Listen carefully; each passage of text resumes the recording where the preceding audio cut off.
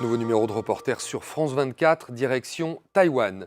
À 180 km au large de la Chine continentale, l'île est sous une pression croissante de son puissant voisin qui considère le pays comme une province chinoise. Xi Jinping, le président chinois, envisage le recours à la force et prépare son armée en multipliant les provocations militaires. Le spectre d'une guerre à l'ukrainienne hante les 23 millions de Taïwanais qui n'ignorent pas non plus la manière dont Pékin a repris le contrôle de Hong Kong. Cyril Payen, bonjour. Pendant près de 3 semaines, vous avez arpenté Taïwan à la rencontre des acteurs de ce bras de fer géopolitique. Jamais la tension n'a été aussi forte. Pourquoi ? Écoutez, c'est vrai qu'il y a le spectre de l'Ukraine, vous l'avez dit, qui pèse beaucoup. Et il faut dire que la reconduction pour le 3e mandat, le 20 octobre dernier, au congrès du Parti communiste chinois, qui a reconduit pour une sorte de président éternel Xi Jinping, eh bien, il a donné dans une de ses prérogatives, une de ses priorités, ce qu'il appelle la réunification entre la Chine populaire et Taïwan. Donc on peut, c'est vrai, craindre un peu pour l'avenir. Enfin, en tout cas, c'est ce qu'on va voir dans le film. Les Taïwanais sont très préoccupés par les nouvelles directives chinoises. Alors on vous retrouve juste après la diffusion de ce document. Taïwan, la prochaine bataille, un reportage de Cyril Payen, Alice Ray, Liline Ricordo et Jérôme Bonnefoy.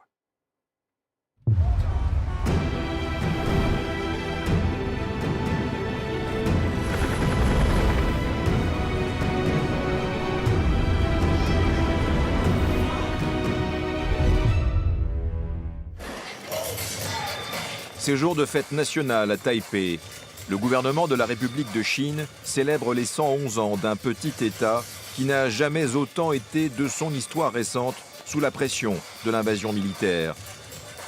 Le torchon brûle entre Pékin et Taïwan et le monde retient son souffle. La communauté internationale l'a parfaitement compris.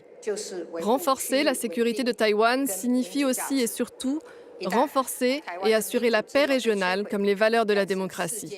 La destruction de la démocratie taïwanaise serait une terrible défaite pour les libertés et les démocraties mondiales. Protéger notre territoire, défendre notre nation, ne peut être et ne sera jamais la seule responsabilité de l'armée. Chaque citoyen est le protecteur de la nation. Qu'est-ce que ça représente pour vous, Monsieur Chen, aujourd'hui ?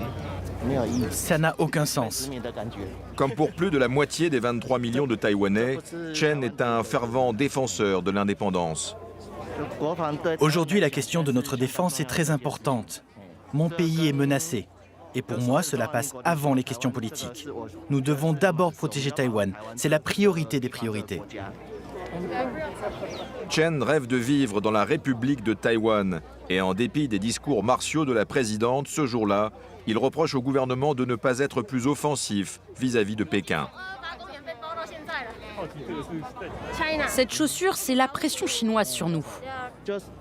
Ce qu'elle veut dire, et ce que je pense aussi, bien sûr, c'est que nous, à Taïwan, nous sommes perpétuellement écrasés par la Chine.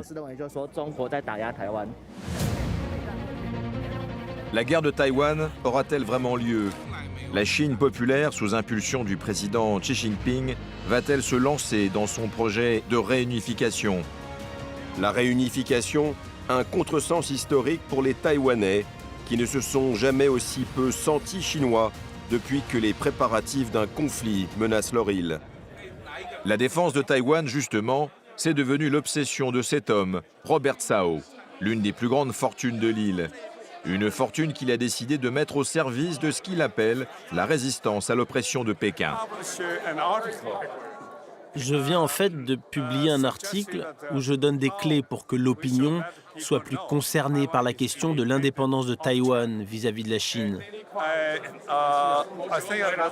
Je pense que c'est important en ce moment. Je suggère aussi que nous devrions commencer par changer de nom. De ne plus s'appeler République de Chine, mais Taïwan, tout simplement. Nous nous appelons Chine et à Pékin, il s'appelle Chine aussi. Cela génère de la confusion, vous comprenez ? Et c'est vraiment une question de sécurité nationale. Il faut être clair, nous sommes un État indépendant. Mais que répondez-vous, Robert, à vos détracteurs, à ceux qui vous reprochent d'aller trop loin avec ce genre de discours ? Ce sont des lâches. Ils ont peur de la Chine. Ils craignent que si nous changeons de nom, que les Chinois vont se fâcher, etc. Que c'est une provocation. Mais non, c'est juste une manière de clarifier la situation. Nous sommes une nation à part entière. Et nous le sommes depuis des centaines d'années. Et cela doit être reconnu par le monde entier. Nous retrouvons Robert Tsao chez lui. C'est l'annexion musclée de Hong Kong en 2019 qu'il a décidé à engager des millions de dollars pour préparer les Taïwanais à l'invasion, toute théorique pour l'instant, du voisin chinois. Vous savez, les gens ici sont trop sereins. C'est sans doute parce qu'ils ont tellement de fois entendu cette histoire du loup qui attaquait et qu'ils n'ont pas vu. Donc les Taïwanais sont comme paralysés. Et ce, d'autant plus que la propagande chinoise a envahi les médias ici. Et le message qu'elle fait passer partout, c'est que toute forme de défense de Taïwan est inutile.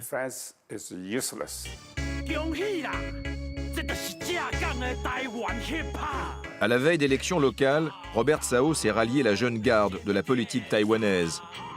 Yang Junling fait partie de ces candidats Wudang Pai, sans parti, sans étiquette. Une manière de récuser la politique traditionnelle taïwanaise, axée sur le fragile statu quo avec Pékin.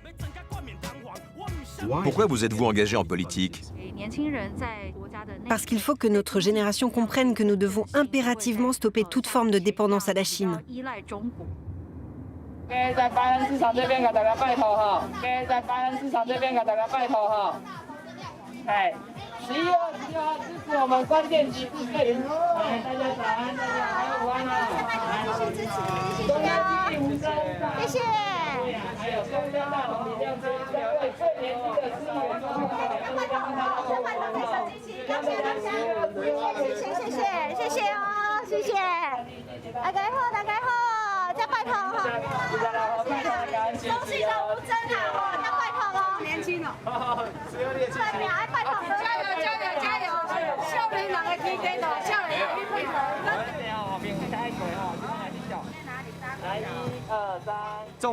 Notre plateforme repose sur la défense de nos valeurs démocratiques et nous sommes unis pour résister à toute forme de pression extérieure comme la menace de l'invasion chinoise. Nous avons tous vu ce qu'il s'est passé en Ukraine. Il y a une mobilisation générale dans les villes et les campagnes contre l'invasion russe. Les Ukrainiens ont fait le choix de vivre et de mourir pour leur patrie. Nous devons faire pareil. Aujourd'hui, les Taïwanais doivent avoir des représentants politiques pour renforcer les alliances avec les pays amis contre l'ennemi de l'étranger.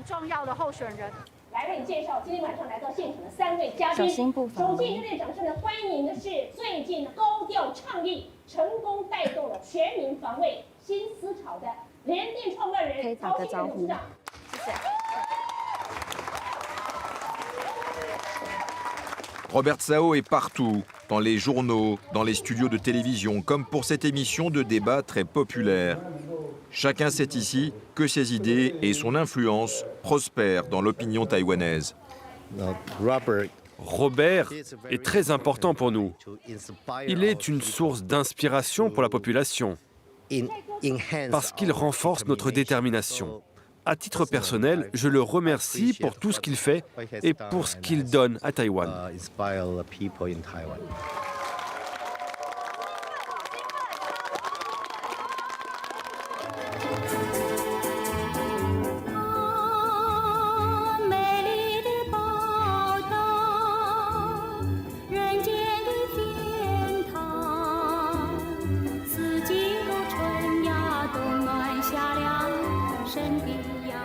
Voici la petite île de Kinmen, l'hypothétique ligne de front de cette guerre de Taïwan que tout le monde craint et dont personne ne sait si elle aura lieu.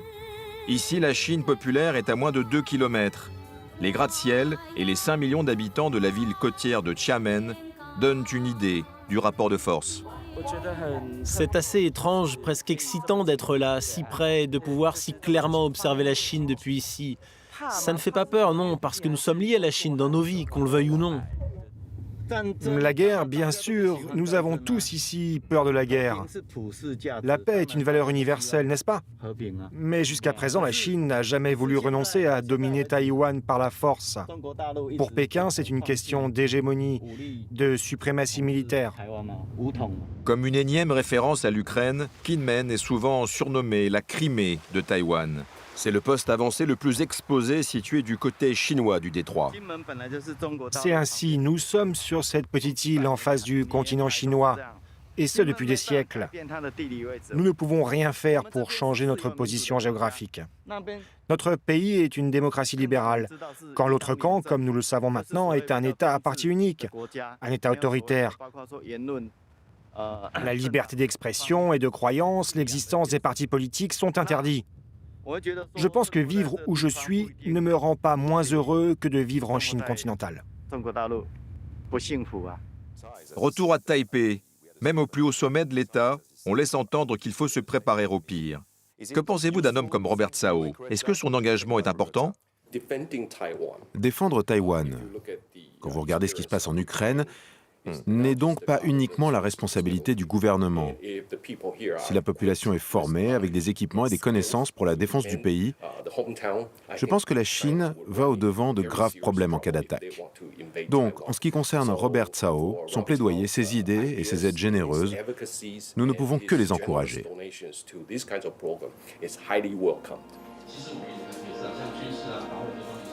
Les civils taïwanais à l'école de guerre. Ils sont désormais des milliers à suivre ces formations financées par Robert Tsao, qui entend mobiliser une force de défense civile de 300 000 volontaires. Je suis là pour être prêt à la guerre. Je veux savoir quelles mesures la Chine va prendre si elle nous attaque. Il faut que les Taïwanais sachent que la Chine est clairement notre ennemi. Les Chinois ont déjà commencé la guerre de l'information et beaucoup de Taïwanais ne connaissent pas la vérité.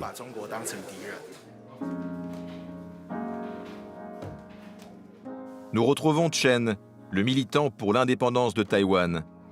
Il vit dans le quartier de Wanhua, dans le sud de Taipei, avec ses 2 filles et son épouse, professeure de français. Est-ce que Taïwan fait vraiment partie intégrante de la Chine? La doctrine communiste exploite la confusion historique et c'est devenu un compromis international. Les États-Unis soutiennent notre démocratie, mais ils ne disent pas qu'ils soutiennent l'indépendance de Taïwan. Ils disent simplement qu'ils ne s'y opposent pas. Je pense que c'est à nous de choisir de faire le choix de l'indépendance ou non. Nos amis nous disent nous sommes taïwanais, mais en même temps chinois, parce que sentimentalement chinois. Ouais. Mais en fait, on ne peut avoir qu'un seul pays, c'est Taïwan.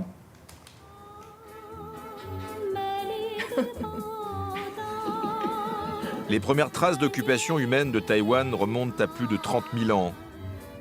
Alors que ce berceau de population de l'Asie et de l'Océanie vit aujourd'hui sous la menace d'une des plus puissantes armées de la planète, les Taïwanais continuent de vivre en se préparant à la guerre.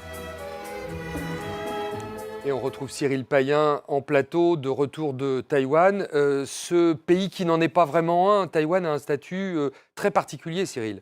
Écoutez Antoine, le moins qu'on puisse dire, c'est qu'il y a une forme de paradoxe, ce que les autorités taïwanaises dénoncent comme un tabou diplomatique, c'est-à-dire que tout le monde connaît Taïwan, la communauté internationale commerce essentiellement et beaucoup avec Taïwan, on le sait, mais ne le reconnaît pas diplomatiquement. C'est donc une sorte de trou noir diplomatique et je peux vous dire qu'ici, dans les 24 millions de Taïwanais avec qui on a pu passer quelques temps, eh bien on le vit très très mal, d'autant qu'il y a cette menace prégnante du géant chinois qui est à quelques dizaines de kilomètres de leur côte. Oui, on l'a vu dans votre reportage, seule une poignée de Taïwanais soutiennent la réunification avec la Chine. Je vous propose d'en écouter un. Bien sûr, il y a des amis à Taïwan qui sont pro-l'indépendance. Il y en a beaucoup, c'est vrai. Mais il y a aussi beaucoup, pour l'autre côté, pour la réunification avec la Chine continentale. Si on veut proclamer l'indépendance, selon toutes les expériences historiques, il faut une guerre. Nous avons maintenant un exemple très clair, l'Ukraine et la Russie. On veut vraiment éviter la guerre. Et donc, il faut négocier. Donc, il y a un pays de système, mais nous avons notre proposition, c'est une confédération ou une fédération. on ne peut pas permettre la guerre qui détruit tous nos succès économiques, politiques, qui sont conçus depuis déjà 70 ans. Alors voilà pour les tenants d'une forme de rattachement, en tout cas à la Chine. Cyril, cette guerre se prépare depuis des décennies avec des hauts et des bas. Qu'est-ce qu'un pays à peine plus grand que la Belgique peut espérer militairement parlant face à ce géant qu'est son grand voisin, la Chine? Et qu'est-ce qu'un pays comme les États-Unis peuvent faire en cas d'attaque?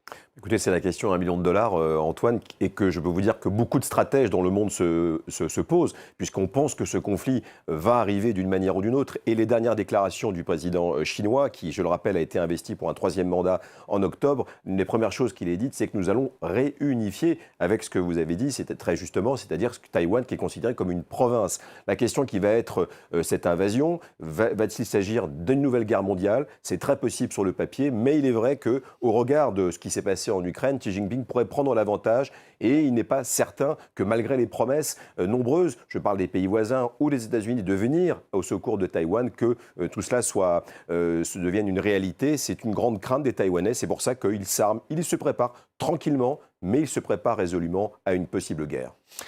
Voilà, Taïwan, la prochaine bataille avec ce point d'interrogation évidemment que nous gardons dans notre titre. Merci beaucoup Cyril Payen, c'est la fin de ce magazine. Merci à vous de l'avoir suivi. On se retrouve la semaine prochaine pour un nouveau numéro de Reporter sur France 24.